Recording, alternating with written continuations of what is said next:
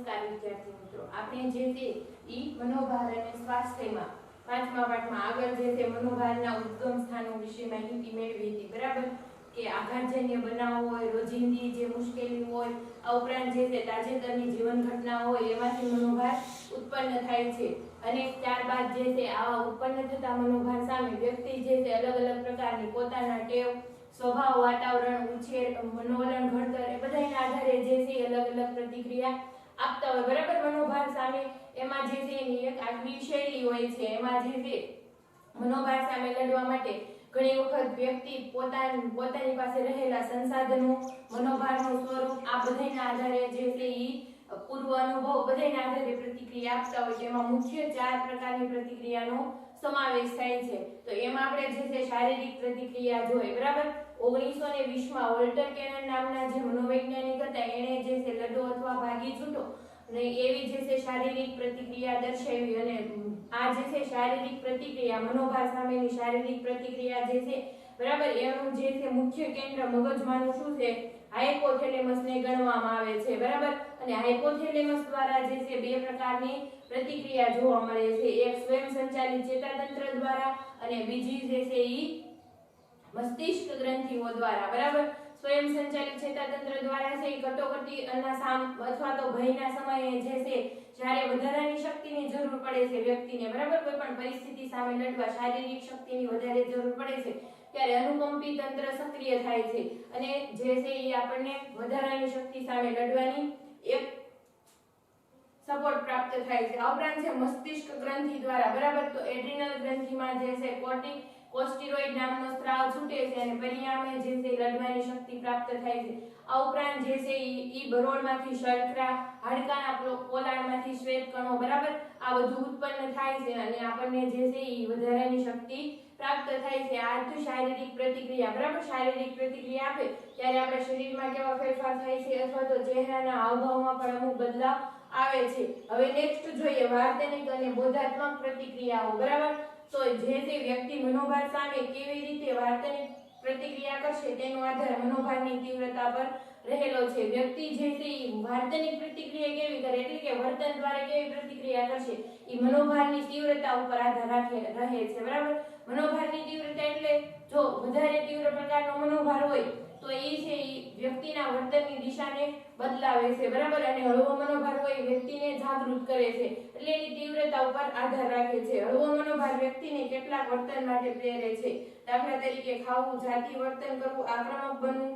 હળવો મનોભાર વ્યક્તિને ધ્યેય પ્રાપ્તિ માટે પ્રેરિત કરે છે અને કાર્યોમાં સુધારો લાવે છે. જો મનોભારની તીવ્રતામાં જોઈએ તો હળવો મનોભાર છે વ્યક્તિને કેટલાક વર્તન જે પ્રાથમિક કક્ષાના વર્તન હોય, બરાબર, ઈ કરવા માટે પ્રેરે છે, દાખલા તરીકે ખાવું, જાતિ વર્તન કરવું અને આક્રમક બનવું, બરાબર? આ ઉપરાંત જે છે હળવો મનોભાર છે ધ્યેય પ્રાપ્તિ માટે વ્યક્તિને જાગૃત કરે છે અને એના કાર્યમાં વધારે પડતો સુધારો લાવે છે એવું કહી શકાય છે. જ્યારે મનોભાર લાંબા સમય સુધી રહે ત્યારે તે તીવ્ર બને છે અને વ્યક્તિ કુસમાયોજિત વર્તન કરે છે.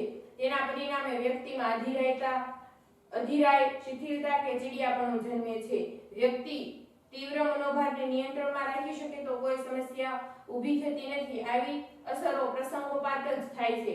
જ્યારે તે લાંબો સમય સુધી મનોભાર ટકે, બરાબર, એટલે એ સ્વરૂપ કેવું કરી લે, તીવ્ર પ્રકારનું જે છે એનું સ્વરૂપ થતું હોય એવું જોવા મળે છે અને કુસમાયોજિત વર્તન કરે છે. મનોભારના કારણે વ્યક્તિની જીવનશૈલી આખી ખોરવાઈ જાય છે, બરાબર, અને પરિણામી વર્તન કેવું કરતો હોય, કુસમાયોજિત, એટલે કોઈ પણ પરિસ્થિતિ હોય ને એનું અનુકૂળ વર્તન હોય શકે નહીં એનું એવું થાય છે ને તેના પરિણામે વ્યક્તિમાં કેવું થાય, અધીરતા આવી જાય, બરાબર? કે કોઈ પણ કાર્ય હોય ઝડપથી પૂરું કરવામાં જે કાર્યમાં કેટલી બધી ભૂલો રહી ગયેલી હોય એવું બને. પછી ક્યારેક શિથિલતા આવી જાય કે જે કાર્ય કરવાનું હોય એ ટાઈમે કાર્ય ન કરે, ટૂંકમાં આળસનો ભોગ બની જાય. આ ઉપરાંત જે છે ચીડિયાપણું જન્મે છે, બરાબર? કોઈ નાની વાતમાં ગુસ્સો કરવો અથવા તો બેચેની અનુભવવી, આવું જે છે લાંબા ગાળાના મનોભારથી ઉત્પન્ન થાય છે. વ્યક્તિ તીવ્ર મનોભારને નિયંત્રણમાં રાખી શકે તો કોઈ સમસ્યા ઊભી થતી નથી, પરંતુ જો વ્યક્તિ છે ઈ મનોભારને ઘણી વખત જે છે કંટ્રોલમાં રાખી શકતો હોય એટલે કે જે છે ધ્યાન, યોગ, બરાબર, આવી જે પ્રક્રિયા, સંગીત છે, આ બધી પ્રક્રિયા દ્વારા જે છે મનોભારની અસરને, તીવ્રતાની અસરને આપણે શું કરી શકીએ, ઓછી કરી શકીએ. તો આવી પરિસ્થિતિમાં વ્યક્તિ જો મનોભાર ઉપર કંટ્રોલ રાખી શકતો હોય, નિયંત્રણ રાખી શકતો હોય તો આવી જે છે એની સાઈડ ઇફેક્ટ, કુસમાયોજન કુસમાયોજનનો જે ભોગ બને એ વ્યક્તિ બનતો નથી, એની પરિસ્થિતિમાંથી સારી રીતે નીકળી શકે છે. અને આવી પરિસ્થિતિ ક્યારેક જ બને, પ્રસંગોપાત જ બને છે, બરાબર. દર વખતે જે છે મનોભાર લાંબા સમય સુધી રહેતો નથી, પરંતુ અમુક વખત જે છે બરાબર લાંબા સમય સુધી ટકે એવા મનોભાર હોય તો એની સામે એના જે છે કુટુંબના સભ્યોનો જે ટેકો, એને પ્રાપ્ત થતા સંસાધનો, આ બધી એની અસરને નક્કી કરવા માટે મહત્વનો ભાગ ભજવતા હોય છે. તીવ્ર મનોભારને કારણે વર્તનમાં અવરોધ ઉત્પન્ન થાય છે. ક્યારેક તેનું દમન થાય તો ક્યારેક વ્યક્તિ અસહાયતાનો અનુભવ કરી તદ્દન નિષ્ક્રિય બની જાય છે. તીવ્ર મનોભારને કારણે શું થાય? વર્તનમાં અવરોધ ઉત્પન્ન થાય, એટલે કે આપણે જે જીવનશૈલીનું રોજિંદુ જે કાર્ય કરતા હોય બરાબર, એ વર્તનમાં કેવો થાય? ફેરફાર ઉત્પન્ન થાય. એટલે કે આ જે તે આપણે સમય વ્યવસ્થાપન નથી કરી શકતા, અથવા તો આપણે જે કાર્ય કરતા હોય બરાબર, તો એમાં જે છે એકાગ્રતા ન ટકાવી શકતા હોય, આવું જે છે વર્તનમાં અવરોધ ઉત્પન્ન થાય, બોલવામાં તોતરાપણું અનુભવાય, અથવા તો અટકી જવું, આવું બધું જે છે એ એક પ્રકારનું વર્તન ઉત્પન્ન થતું હોય છે, અવરોધ ઉત્પન્ન થાય. ક્યારેક તેનું દમન થાય તો વ્યક્તિ અસહાયતાનો અનુભવ કરી તદ્દન નિષ્ક્રિય બની જાય છે. જો મનોભારનું જે છે દમન કરવામાં આવે બરાબર, તો શું થાય કે વ્યક્તિ જે છે હતાશ બને અને અસહાયતાનો અનુભવ કરે બરાબર, અને કેવો બની જાય? નિષ્ક્રિય બની જાય. કોઈ પણ પ્રકારનું કાર્ય કરવું હોય એવું એને લાગે નહીં, એકદમ નિષ્ક્રિય બને અને ખિન્નતાનો ભોગ બને છે બરાબર. એકલવાયું જીવન જે છે એવો એનો અહેસાસ જોવા મળે છે. મનોભારની બોધાત્મક પ્રતિક્રિયાઓમાં જ્યારે કોઈ વ્યક્તિ મનોભારનું અર્થઘટન પોતાના સ્વમાન અને સ્વહિતને માટે અવરોધક પરિબળ તરીકે કરે છે, ત્યારે તે ક્ષુબ્ધ બને છે અને તેના બોધાત્મક કાર્યો પર તેની વિપરીત અસર પડે છે. જો હવે નેક્સ્ટ જોઈએ બોધાત્મક પ્રતિક્રિયા બરાબર. તો બોધાત્મક પ્રતિક્રિયામાં શું? બોધાત્મક એટલે અર્થઘટન કરવું. વ્યક્તિ જે છે આખા મનોભારની પરિસ્થિતિ છે એનું અર્થઘટન કેવી રીતે કરે છે બરાબર, એને ઈ મનોભાર સામે જોવા માટે એનું પ્રત્યક્ષીકરણ કયા પ્રકારનું છે બરાબર, એના ઉપર આધાર રાખે છે. તો એક પરિસ્થિતિ હોય તો એમાં દરેક વ્યક્તિનું અર્થઘટન જે છે એક સરખું હોતું નથી બરાબર, એટલે અલગ અલગ હોય છે. તો અર્થઘટનમાં છે ઈ જો વ્યક્તિ પોતાના સ્વમાન અને સ્વહિત હોય બરાબર, એને ઈ છે ખંડિત થતું જોવા લાગે તો વ્યક્તિ છે એ કેવું વર્તન કરે છે? ક્ષુબ્ધ બની જાય છે બરાબર. એટલે કે કાંઈ પણ બોલે નહીં, કાંઈ પણ પ્રકારનું વર્તન ન કરે બરાબર, એકદમ જે છે મૌન ધારણ કર્યું હોય એ પ્રકારનું ક્ષુબ્ધ બને છે અને તેનામાં બોધાત્મક કાર્યો પર વિપરીત અસર પડે છે. એટલે એના બોધાત્મક કાર્યો પર વિપરીત અસર પડે છે. દાખલા તરીકે નિર્ણય લેવો, સમસ્યા ઉકેલ કરવી બરાબર, સ્મરણ શક્તિ, આ બધા ઉપર જે છે ઈ, પછી એકાગ્રતા, ધ્યાન ટકાવી રાખવું, આ બધી જે બોધાત્મક પ્રક્રિયા હોય, બોધાત્મક વર્તન હોય, એના પર નિષેધાત્મક અસર ઉત્પન્ન થાય છે બરાબર, વિપરીત અસર ઉત્પન્ન થાય છે. વ્યક્તિનું ધ્યાન ધમકીરૂપ પરિસ્થિતિ ઉપર કેન્દ્રિત થાય છે અને તેને પહોંચી વળવાની વ્યક્તિની શક્તિ ઘટે છે. વ્યક્તિનું ધ્યાન જે છે માત્ર જે ધમકીરૂપ પરિસ્થિતિ હોય, એટલે કે જે મનોભાર હોય બરાબર, એનું અર્થઘટન એને એક પ્રકારે કર્યું, એના ઉપર સતત કેન્દ્રિત થાય છે બરાબર, કે સ્વમાન અને સ્વહિતને બચાવવા માટે અથવા તો સલામતી, પોતાની જાતને સલામત રાખવા માટે ઈ ધમકી ઉપર ક્યાં થાય? એનું ધ્યાન કેન્દ્રિત થાય છે અને એને પહોંચી વળવાની વ્યક્તિની શક્તિ જે છે એ ઘટતી જાય છે. કેમ ઘટતી જાય? સતત ને સતત જે છે એ બાબત વિશે વિચાર કરતા હોય બરાબર, એટલે એના બોધાત્મક કાર્યો પર અસર થાય, એટલે નિર્ણય લેવાની શક્તિ અને સમસ્યા ઉકેલની શક્તિ કેવી થઈ જાય? દિવસે દિવસે ક્ષીણ થતી જાય, નાશ પામતો જાય બરાબર. એટલે એ જે છે એને વ્યક્તિ પરિસ્થિતિને પહોંચી વળવાની શક્તિમાં શું થાય? એનો ઘટાડો થતો હોય એવું જોવા મળે છે. વ્યક્તિની સર્જનાત્મક વિચારણા, સ્મરણ અને નિર્ણય લેવાની શક્તિ પર નિષેધક અસર ઉત્પન્ન થાય છે બરાબર. વ્યક્તિની જે સર્જનાત્મક વિચારણા હોય, કે નવું કરવાની જે વિચારણા હોય એના ઉપર, આ ઉપરાંત જે છે વ્યક્તિની નિર્ણય લેવાની શક્તિ અને સ્મરણ ઉપર પણ વિપરીત અસર થાય છે એવું જોવા મળે છે.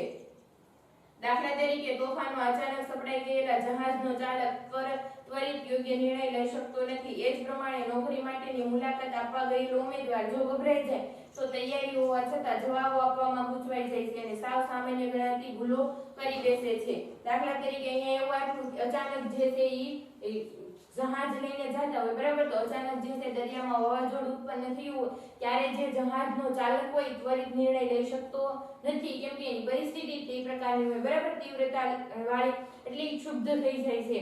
અને જો નોકરી માટે મુલાકાત એટલે ઇન્ટરવ્યુમાં ગયેલો ઉમેદવાર સંપૂર્ણ તૈયારી કરી હોવા છતાં પણ જો છે એકદમ આવેગનો સામનો કરતો હોય બરાબર, તો જે છે ઈ પોતે જવાબ આપવામાં ગૂંચવાઈ જાય, બધા જવાબ આપવા હોવા છતાં, બરાબર, અને સાવ સામાન્ય જે છે એ ભૂલો કરી બેસતો હોય એવું જોવા મળે છે. આ હતી બોધાત્મક પ્રતિક્રિયાઓ, બરાબર. તો વર્તનિક પ્રતિક્રિયામાં શું હતું કે મનોભારની તીવ્રતા જેટલા પ્રમાણમાં વધારે હોય, બરાબર, તો એ જે છે વર્તનની દિશાને નક્કી કરે. એટલે કે ઘણી વખત જે છે એ શું થાય કે નિષેધાત્મક જે કુસમાયોજિત વર્તન તરફ જે છે એ પ્રેરે, બરાબર, તીવ્ર ગાળાના. પરંતુ જો હળવી તીવ્રતાવાળા મનોભાર હોય તો એ વર્તનને જે છે એ ધ્યેય તરફ લઈ જાય છે અથવા તો વર્તન કરવા માટે વ્યક્તિને પ્રેરિત કરે છે. આ ઉપરાંત બોધાત્મક પ્રતિક્રિયામાં શું જોયું કે વ્યક્તિ જે છે પરિસ્થિતિનું અર્થઘટન કરે એ પ્રમાણે મનોભારનો સામનો કરતો હોય એવું જોવા મળે છે. અને તીવ્ર પ્રકારના જે છે એ અર્થઘટન, સ્મરણ શક્તિ, નિર્ણય લેવાની શક્તિ અને સર્જનાત્મક વિચારણા ઉપર જે છે અસર પહોંચાડે છે. તો હવે જોઈએ નેક્સ્ટ આવેગાત્મક પ્રતિક્રિયાઓ, બરાબર. તો આવેગાત્મક પ્રતિક્રિયાઓ જોઈએ તો મનોભાર સામેની આવેગાત્મક પ્રતિક્રિયાઓ અનેક પ્રકારની હોઈ શકે છે. મનોભારનું અર્થઘટન કેવી રીતે કરવામાં આવે છે તેના આધારે પ્રતિક્રિયા અપાય છે. જો મનોભારને ઉત્તેજન આપનાર કે નિયમન કરી શકાય તેવા પ્રકાર તરીકે જોવામાં આવે તો વિધાયક આવેગોનો અનુભવ થાય છે. દાખલા તરીકે આનંદ, ઉલ્લાસ કે રોમાંચ.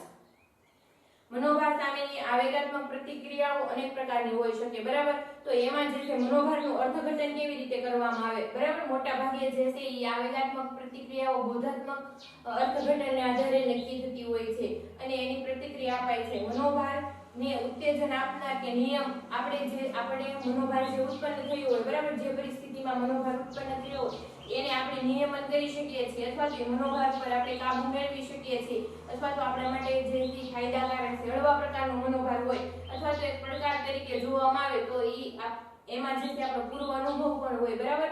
તો જે છે એ મનોભારને આપણે એક વિધાયક આવેગ તરીકે રજૂ કરીએ છીએ. એમાં આનંદ, ઉલ્લાસ એવા જે છે વિધાયક, હર્ષ, બરાબર, આવા વિધાયક આવેગો જોવા મળે છે. ઉપરાંત છે પરંતુ મનોભારનું અર્થઘટન અસલામતી પ્રેરક અને જેના પર નિયંત્રણ શક્ય નથી તેવી રીતે કરવામાં આવે તો નિષેધાત્મક આવેગોનો અનુભવ કરાવે છે. જો ઘણી વખત એવું થાય કે આ મનોભાર ઉપર આપણે જે છે એ કંટ્રોલ રાખી શકશું નહીં, બરાબર, અથવા તો જે છે અચાનક બિઝનેસમાં આવી પડતી ખોટ જે છે તો નવા જે બિઝનેસમેન હોય અચાનક બિઝનેસમાં ખોટ આવી પડી હોય, બરાબર. તો આ જે છે આ મનોભાર બિઝનેસમેન માટે કેવો બને, નવો જ મનોભાર હોય ને, એક નવો જ પડકાર હોય એટલે નિયંત્રણમાં રાખી શકવું જે છે એના માટે શક્ય ન હોય, બરાબર. અથવા તો એને જે છે એ આર્થિક દ્રષ્ટિએ અસલામતી, બરાબર, આવી જે છે અસલામતી થાય, સામાજિક દ્રષ્ટિએ અસલામતી, તો આવી જે અસલામતીનો ભોગ બને ત્યારે શું થાય કે વ્યક્તિને જે છે નિષેધાત્મક આવેગોનો સામનો કરવો પડે એનો ભોગ બને છે, બરાબર. વ્યક્તિમાં સતત નિષેધાત્મક આવેગોનો જે છે એ એક પ્રકારનો પ્રવાહ વહે છે, બરાબર. તો એમાં ક્રોધ, ભય, ગુસ્સો, બરાબર, આક્રમકતા આવા બધા જે છે આવેગોનો સમાવેશ થાય છે. વિષાદ આવી નિષેધાત્મક આવેગિક પ્રતિક્રિયાઓ તણાવને પહોંચી વળવાના વ્યક્તિના પ્રયત્નોને અવરોધે છે અને આવી જે છે એ નિષેધાત્મક જે આવેગોની ભાવના હોય વ્યક્તિને મનોભારને પહોંચી વળવા માટે વ્યક્તિ જે છે નવા માર્ગ શોધતા હોય, બરાબર. તો એવા કાર્યોમાં અવરોધ ઉત્પન્ન કરે છે અને વ્યક્તિ જે છે નવા માર્ગ સુધી પહોંચી શકવામાં બહુ મુશ્કેલી અનુભવે છે એવું કહી શકાય. તણાવને પહોંચી વળવાના વ્યક્તિના પ્રયત્નો અવરોધે છે. જે લોકો જે મનોભાર અનુભવે છે તેમાં તીવ્રતા, સમયગાળો, જટિલતા અને આગાહીની શક્યતાની દ્રષ્ટિએ વિવિધતા હોય છે, બરાબર. તો વ્યક્તિ જે મનોભાર અનુભવે તો એની તીવ્રતા, મનોભારની તીવ્રતા કેટલી છે, ઉપરાંત જે છે એ સમયગાળો કેટલો છે, લાંબા સમય સુધીનો છે કે ટૂંકા સમય સુધીનો છે, ઉપરાંત જટિલતા અને આગાહીની ક્ષમતા જે છે એ પણ ભાગ ભજવતા હોય છે. તો એમાં જોઈએ તો સામાન્ય રીતે અતિ તીવ્ર, લાંબા ગાળાનો અને વધારે જટિલ અણધાર્યો મનોભાર હોય તો તે નિષેધાત્મક આવેગિક પ્રતિક્રિયાઓ જન્માવે છે.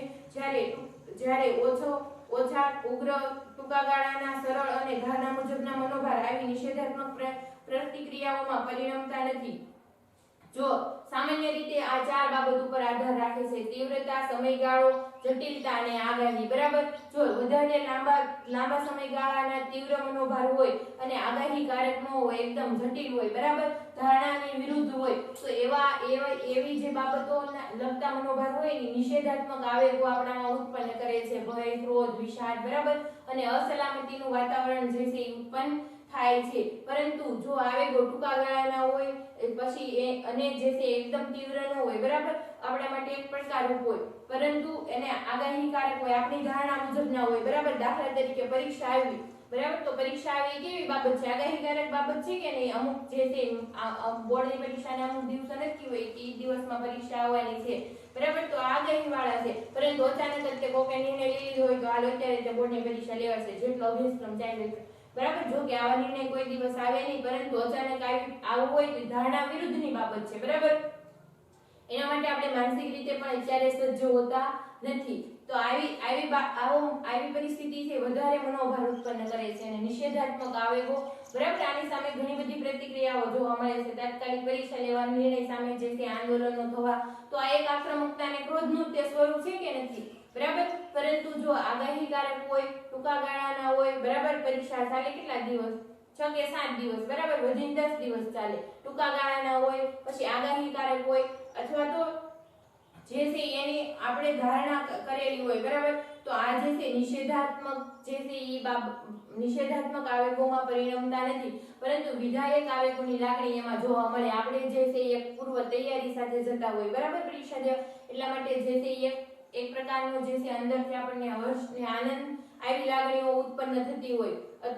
આ જે છે આગાહીકારક કરી શકાય એવા મનોભાર છે, બરાબર. વ્યક્તિ મનોભારની પરિસ્થિતિમાં કેવી રીતે પ્રતિક્રિયા આપશે તે તેની સાંસ્કૃતિક પાશ્ચાત્ય ભૂમિકાના આધારે પણ નક્કી થાય છે. વ્યક્તિ જે છે કોઈ પણ પરિસ્થિતિમાં કેવી પ્રતિક્રિયા આપશે ને એની સાંસ્કૃતિક પાશ્ચાત્ય ભૂમિકા.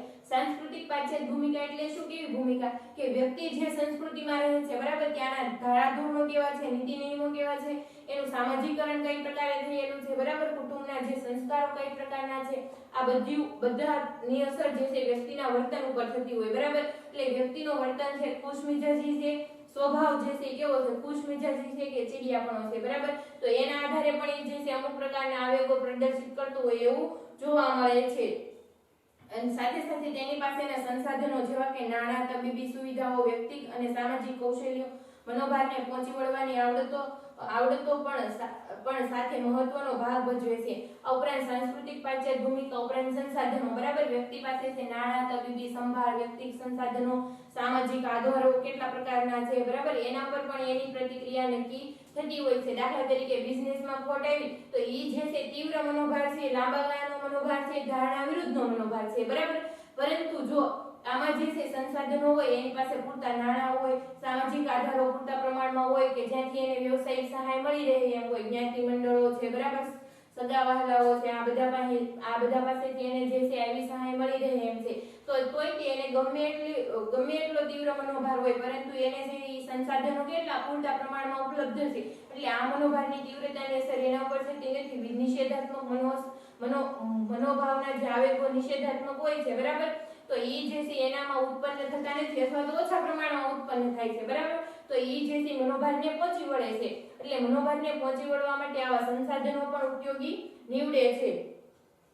આમ વ્યક્તિ બધા જ પરિબળોને આધારે મનોભાર સામેની પ્રતિક્રિયા નક્કી થાય છે. આમ વ્યક્તિના બધા જે પાસાઓ હોય એના આધારે વ્યક્તિને મનોભાર સામે પહોંચી વળવાની પ્રક્રિયાઓ નક્કી થતી હોય છે. એમાં આપણે આ 4 પ્રતિક્રિયાઓ જોઈ, બરાબર, કે શારીરિક પ્રતિક્રિયાઓ, વર્તનિક પ્રતિક્રિયાઓ, બોધાત્મક પ્રતિક્રિયાઓ અને આવેગાત્મક પ્રતિક્રિયાઓ વિશે માહિતી મેળવી. તો હવે આપણે જોઈશું કે આ મનોભાર આવે, બરાબર, ઉત્પન્ન થાય પછી ઈ જે છે એની સામે આપણે પહોંચી વળી, પરંતુ આ જે છે મનોભારના પ્રકારો કેવા કેવા હોય, બરાબર, કેટલા પ્રકારે જે છે મનોભાર આવી શકે એના વિશે આપણે માહિતી મેળવીશું.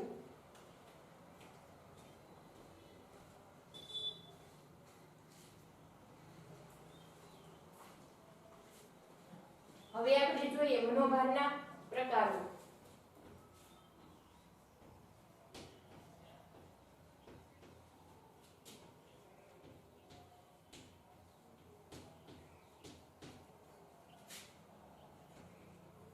પેલું છે હતાશા, બીજું સંઘર્ષ અને ત્રીજું દબાણ, બરાબર. તો આના વિશે આપણે માહિતી મેળવીશું. મનોભારના પ્રકારો, બરાબર. તો હતાશા લક્ષ્ય પ્રાપ્તિના માર્ગમાં આવતા અવરોધને પરિણામે લક્ષ્ય સુધી પહોંચી ન શકવાને કારણે ઊભી થતી માનસિક પરિસ્થિતિ એટલે હતાશા. આ હતાશાની વ્યાખ્યા છે બરાબર. અને હતાશા એટલે શું? એક માર્કમાં તમારે પૂછાઈ પણ શકે છે. તો લક્ષ્ય પ્રાપ્તિના માર્ગમાં બરાબર જ્યારે અવરોધો ઉત્પન્ન થાય અને એના કારણે અવરોધોના કારણે આપણે લક્ષ્ય સુધી પહોંચી શકતા નથી અને ઊભી થતી જે માનસિક પરિસ્થિતિ હોય એને શું કહેવામાં આવે? હતાશા કહેવામાં આવે. દાખલા તરીકે આપણે જે છે બોર્ડની પરીક્ષા દેવા માટે એક લક્ષ્ય નિર્ધારિત કર્યું હોય કેટલા ટકા છે એ ત્યાં આપણે જે છે 90 કે 85 કે 90% સુધી જે છે માર્ક આપણે લાવવા છે બરાબર.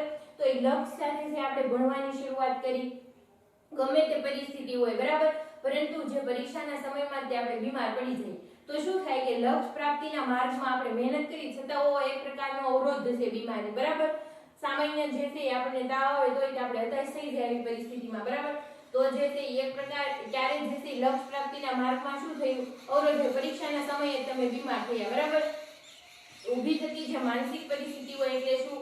હતાશા. અને એ જે છે બીમારીના કારણે જે છે આપણને અનેક પ્રકારના વિચારો હોય કે હવે જે પરીક્ષા આપી શકીશ કે કેમ, મારું પ્રેઝન્ટેશન યોગ્ય રહેશે કે કેમ બરાબર. તો આ જે છે માનસિક પરિસ્થિતિનો અનુભવ થાય છે એ શું દર્શાવે છે? હતાશા દર્શાવે છે બરાબર. હતાશા એટલે શું કે આપણે ચોક્કસ લક્ષ્ય નક્કી કર્યું હોય બરાબર કે એક ટાર્ગેટ નક્કી કર્યો હોય એ ટાર્ગેટ સુધી પહોંચવા માટે આપણને વચ્ચે જે છે માર્ગમાં શું થાય કે અનેક પ્રકારની મુશ્કેલીઓ આવે અને અમુક એવી જે છે વધારે પડતી મુશ્કેલીઓને કારણે જે છે આપણે એક સમયે જે છે નિરાશ થઈ જાય, હતાશ થઈ જાય બરાબર. મુશ્કેલીનો સામનો કરતા કરતા જે છે ઘણી વખત દિશા ન સૂઝે એવું પણ બનતું હોય અને ત્યારે જે માનસિક પરિસ્થિતિ ઉત્પન્ન થાય એને શું કહેવામાં આવે?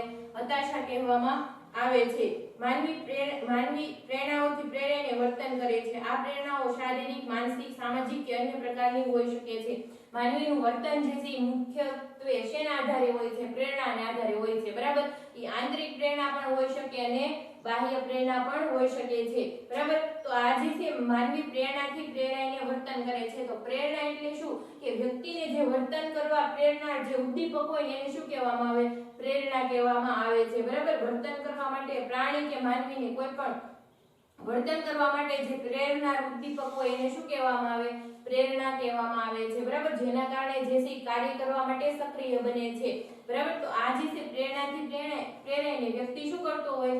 વર્તન કરતો હોય બરાબર. તો આવી પ્રેરણા જે છે કેવી હોય? શારીરિક પ્રેરણા હોઈ શકે બરાબર. દાખલા તરીકે ભૂખ, તરસ બરાબર, ઊંઘ. આ બધી પ્રેરણા કેવી છે? શારીરિક પ્રેરણા છે બરાબર. જેના કારણે જે ઉત્પન્ન થાય એટલે આપણે જે છે એને ભૂખ લાગી હોય તો આપણે ભૂખ સંતોષવાના પ્રયત્ન કરતા હોય, તરસ લાગી તરસ સંતોષવાના પ્રયત્ન કરતા હોય ને આ બધી શારીરિક પ્રેરણાઓ છે. ઉપરાંત માનસિક પ્રેરણા એટલે શું કે માનસિક પ્રેરણા એટલે આપણી જે છે એ સંલગ્નતાની જરૂરિયાત હોય બરાબર. એકબીજા સાથે જોડાઈને રહેવાની જરૂરિયાત હોય બરાબર. પછી આપણું જે છે માનસિક આપણે જે છે સમાયોજનની જરૂરિયાત હોય, સારું એવું સમાયોજન સાધી શકે. તો આ બધી જે માનસિક પ્રેરણા કહી શકાય. ઉપરાંત સામાજિક પ્રેરણા કે અન્ય પ્રકારની હોઈ શકે છે. પ્રેરણા કે જરૂરિયાત પૂર્ણ કરવા વ્યક્તિ લક્ષ્ય પ્રાપ્તિના પ્રયત્નો કરે છે બરાબર. પ્રેરણા કે જરૂરિયાત ઉત્પન્ન થાય બરાબર. આપણે મેસ્લોનો જરૂરિયાતનો સિદ્ધાંત આખો ભણી ચૂક્યા છીએ. ઉત્પન્ન થાય એટલે વ્યક્તિ શું કરે કે એને પૂર્ણ સંતોષવાના પ્રયત્નો કરતો હોય છે. દાખલા તરીકે ભૂખ કે તરસની ઈચ્છાથી માનવી તેને સંતોષવાના પ્રયાસ કરે છે પરંતુ ન સંતોષાતા કે તેમાં વિલંબ થતા અથવા તો અવરોધને પરિણામે હતાશા જન્મે છે. આ એક પ્રાથમિક જરૂરિયાત છે બરાબર. ભૂખ અને તરસની સામાન્ય જે છે વારંવાર ઉત્પન્ન થતી જરૂરિયાત છે. પરંતુ ક્યારેક એવી પરિસ્થિતિ આવે કે એ જે છે ભૂખ અને તરસની પ્રેરણા આપણને ઉત્પન્ન થઈ હોય ત્યારે એ સંતોષાય નહીં અથવા તો એમાં વિલંબ થાય બરાબર. ઘણી વખત આપણે કોઈ પણ પ્રસંગમાં ગયા હોય ત્યાં જમવાનું મોડું થઈ ગયું હોય ને આપણે ઘરે જમ્યા વગર ગયા હોય તો એકદમ તીવ્ર પ્રકારની ભૂખની પ્રેરણા હોય બરાબર. આપણે તો જેથી એમાં વિલંબ થાય તો શું થાય? વ્યક્તિને જેથી એનું લક્ષ્ય હતું ભૂખ સંતોષવી બરાબર. આ એક પ્રાથમિક પ્રેરણા છે. તો એ લક્ષ્ય સુધી પહોંચવામાં જેથી એને કઈ સામાજિક પરિસ્થિતિ અવરોધરૂપ થાય બરાબર.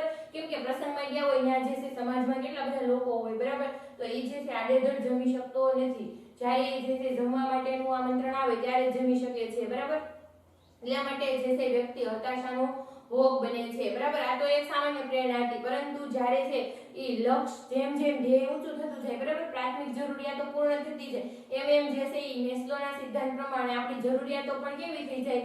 ઉપરની કક્ષાની થઈ જાય બરાબર. ત્યારે જે છે સ્વમાનની પ્રેરણાઓ હોય અથવા તો સ્વહિતની પ્રેરણાઓ હોય બરાબર. આવી જે પ્રેરણા હોય, સામાજિક પ્રેરણાઓ હોય, મોભો હોય, સ્ટેટસ જમાવી રાખવાની એની જે પ્રેરણાઓ હોય એમાં કંઈક અવરોધ આવે તો વ્યક્તિ ખિન્નતા, હતાશા અને એવી ઘણી બધી માનસિક વિકૃતિનો ભોગ પણ બની શકે છે બરાબર. હતાશાને કારણે દાખલા તરીકે હતાશાના કારણો વ્યક્તિગત પણ હોઈ શકે છે અને વાતાવરણજન્ય પણ હોઈ શકે છે, બરાબર. હતાશા ઉત્પન્ન થાય તો ઘણી વખત જે છે આપણા વ્યક્તિગત કારણોને કારણે આપણે હતાશ બની શકીએ છીએ, અથવા તો ઘણી વખત બાહ્ય પરિસ્થિતિ, વાતાવરણજન્ય પરિસ્થિતિ, સમાજના ધારાધોરણો, રીત રિવાજો એના કારણે પણ હતાશા ઉત્પન્ન થતી હોય એવું જોવા મળે છે. દાખલા તરીકે વ્યક્તિએ ફિલ્મમાં હીરો કે હિરોઈન કે ગાયક થવું હોય, પરંતુ તેનો દેખાવ કે અવાજ તેને અનુરૂપ ન હોય તો વ્યક્તિગત કારણ છે કે જ્યારે સમાજ, બરાબર. તો વ્યક્તિગત કારણ કયું કે વ્યક્તિને જે છે કોઈ પણ વ્યક્તિ હોય એને હીરો કે હિરોઈન બનવું છે, બરાબર, પરંતુ એ દેખાવ એટલા સુંદર ન હોય કે, અથવા તો એનું જે છે ગાયક બનવું હોય તો એનો અવાજ જે છે ઈ કર્કશ હોય, બરાબર, અથવા તો એનો અવાજ જે છે ઈ સંગીતને અનુરૂપ ન હોય તો એના પરિણામે એનું લક્ષ્ય જે છે એમાં અવરોધ ઉત્પન્ન થાય છે કે નહીં, જે એની પ્રાથમિક જરૂરિયાત જ છે ગાવા માટે અવાજ, બરાબર. તો એના કારણે વ્યક્તિ છે એના લક્ષ્ય સુધી પહોંચી શકતી નથી, એના કારણે અન્ય માર્ગ અપનાવી એટલે હતાશાનો સામનો કરે છે. આ એક વ્યક્તિગત કારણ કે વ્યક્તિનો જે છે શરીરનો બાહ્ય દેખાવ, શરીરનો બાંધો, ઘણા વ્યક્તિઓ હોય, બરાબર, તો ઈ જે છે શારીરિક અશક્ત હોય પરંતુ માઉન્ટ એવરેસ્ટ છે સર કરવાનું લક્ષ્ય ધરાવતા હોય તો એના માટે અશક્ય બાબત છે અથવા તો મુશ્કેલી ભરી બાબત છે, બરાબર. તો કંઈક ને કંઈક જીવનમાં જે છે લક્ષ્ય સુધી ન પહોંચી શકે એટલે શું થાય, હતાશાનો અનુભવ કરતા હોય એવું જોવા મળે છે, બરાબર. તો આવા જે છે શારીરિક અશક્તિ છે, શરીરનો દેખાવ જે છે, શરીરનો બાંધો છે, બરાબર, આવા આપણા જે છે અવાજ છે, આવા વ્યક્તિગત કારણોને કારણે લીધે આપણા શરીરના, બરાબર, વ્યક્તિગત કારણોને લીધે આપણે જે છે લક્ષ્ય સુધી ન પહોંચી શકીએ, એમાં અવરોધ ઉત્પન્ન થાય ત્યારે જે માનસિક પરિસ્થિતિ ઉત્પન્ન થાય ની હતાશાની, બરાબર. તો એ હતાશાની પરિસ્થિતિ છે વ્યક્તિગત કારણોથી આવી હોય એવું કહી શકાય છે. હવે છે વાતાવરણજન્ય, બરાબર. જ્યારે સમાજના કેટલાક નીતિ નિયમો કે ધારાધોરણો અથવા વાતાવરણના પરિબળો વ્યક્તિને ધ્યેય સુધી પહોંચવામાં અવરોધરૂપ બને તો તે વાતાવરણજન્ય કે અન્ય કારણો હોઈ શકે છે. જ્યારે સમાજના કેટલાક નીતિ નિયમો હોય, બરાબર, અથવા તો ધારાધોરણો હોય, વાતાવરણના પરિબળો હોય, વ્યક્તિને ધ્યેય સુધી પહોંચવામાં ઈ અવરોધરૂપ બને. દાખલા તરીકે આપણે પ્રાચીન સમયમાં જોઈએ તો જ્યારે જ્ઞાતિ પ્રથાઓ હતી, બરાબર, કે અમુક જ્ઞાતિઓ હતી, વર્ણ વ્યવસ્થાઓ હતી, કે અમુક પ્રકારની જ્ઞાતિઓ ઉચ્ચ નીચના ભેદભાવ હતા, કે અમુક પ્રકારની જ્ઞાતિઓ તે જે છે ઈ આ પ્રકારનું વર્તન કરી શકે, અથવા તો એમાં અભ્યાસમાં પણ જે છે શું જોવા મળતું હતું કે એક પ્રકારનો ભેદભાવ જોવા મળતો હતો કે અમુક જે વર્ણો હોય ઈ તે અભ્યાસ લઈ શકે, ક્ષત્રિય, બ્રાહ્મણ જે છે, બરાબર, પરંતુ જે શૂદ્ર હોય તો ઈ લોકો જે છે ઈ શિક્ષણ પ્રાપ્ત કરી શકતા ન હતા, બરાબર. તો એવી પરિસ્થિતિ જ્યારે હતી ત્યારે તે જે છે મહાભારતનો જે કર્ણ અથવા એકલવ્ય જે છે, બરાબર, તો આ બે મહાભારતનો કર્ણ હતો, પછી આ એકલવ્ય હતો, બરાબર. તો ઈ જે છે ઈ એના વર્ણનને લીધે જે છે ઈ શું કહે, ઈ પોતે જે છે ધનુર્વિદ્યા પ્રાપ્ત કરી શક્યા નહોતા, બરાબર, અથવા તો એને કઈ ને કઈ જે છે એકલવ્ય હતો તો એને જે છે એના ગુરુનું જે છે ઈ પુતળું બનાવીને ધનુર્વિદ્યા પ્રાપ્ત કરી હતી, બરાબર. તો એવી જ રીતે તો આ વર્ણ વ્યવસ્થાને કારણે શું થયું હતું કે એના જે છે લક્ષ્ય એક નક્કી હતું, બરાબર, ધનુર્વિદ્યા શીખવી છે તો એમાં જે છે એને અવરોધ ઉત્પન્ન થયો હતો કે નહોતો થયો, બરાબર. વર્ણ વ્યવસ્થા, સમાજના જે નીતિ નિયમોને કારણે, બરાબર, હતાશાની જે છે એક પ્રકારની લાગણી એનામાં ઉત્પન્ન થઈ હોય આવું કહી શકાય છે. હતાશાની અસરો હળવી કે તીવ્ર હોઈ શકે છે. હળવી કે નજીવી હતાશા વ્યક્તિની રોજબરોજની પ્રવૃત્તિઓને ખોરવે છે, જ્યારે તીવ્ર હતાશા વ્યક્તિના શારીરિક, માનસિક સ્વાસ્થ્ય કે સમગ્ર અસ્તિત્વ માટે હાનિકારક પણ પુરવાર થઈ શકે છે. જ્યારે હતાશાની અસરો જે છે તીવ્ર પણ હોઈ શકે છે અને હળવી પણ હોઈ શકે છે. જ્યારે હતાશાની અસરો જે છે એ લાંબા ગાળાની હોય, તીવ્ર હોય, બરાબર, ત્યારે જે છે એ વ્યક્તિનું માનસિક સ્વાસ્થ્ય પણ ખોરવાઈ શકે છે, એટલે કે મનોવિકૃતિનો ભોગ બની શકે છે. ઉપરાંત જ્યારે જે છે એ હળવી હોય તો શું થાય કે હતાશા જ્યારે હળવા પ્રકારની હોય તો ત્યારે જે છે વ્યક્તિની રોજબરોજની પ્રવૃત્તિઓને ખોરવે છે. વ્યક્તિની જે રોજબરોજની પ્રવૃત્તિ હોય, બરાબર, એને ખોરવે છે. અને રોજબરોજની પ્રવૃત્તિ એટલે શું, એની જીવનશૈલી સાથે સંકળાયેલી પ્રવૃત્તિ હોય તો એમાં જે છે ઈ કોઈ પણ કાર્યમાં એને મોડું થઈ જવું, ધ્યાનમાં એકાગ્રતા ન રહેવી, અથવા તો કોઈ પણ કાર્ય હોય એમાં વધારે પડતી ભૂલો રહી જવી, રોજિંદા કાર્યોમાં પણ એવું જોવા મળતું હોય છે. અને એમાં જે છે અનેક પ્રકારનું એનું જે છે માનસિક સ્વાસ્થ્ય ખોરવાવાની જે છે શક્યતાઓ વધી જાય છે, બરાબર.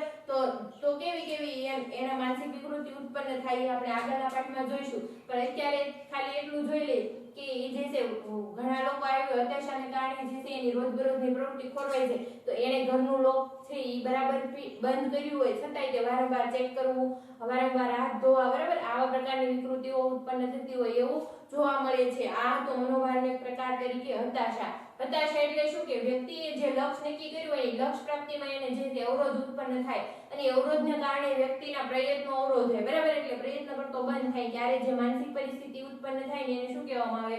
હતાશા કહેવામાં આવે, બરાબર. તો હતાશા જે છે ઈ વ્યક્તિની પ્રેરણા પર અસર કરે છે અને જે છે ઈ દરેક પ્રેરણામાંથી પ્રેરાઈ વ્યક્તિ વર્તન કરતો હોય, તો આવી પ્રેરણામાં જ્યારે અવરોધ ઉત્પન્ન થાય, બરાબર, ત્યારે જે છે ઈ હતાશાનો ભોગ બને છે. અને સાથે સાથે જે છે ઈ ક્યારેક જે છે ઈ વ્યક્તિગત પણ હોઈ શકે બાબતો અને ક્યારેક જે છે ઈ વાતાવરણજન્ય પણ હોઈ શકે છે એવું કહેવામાં આવું જોયું આપણે, બરાબર. હવે આપણે નેક્સ્ટ જોઈશું સંઘર્ષ.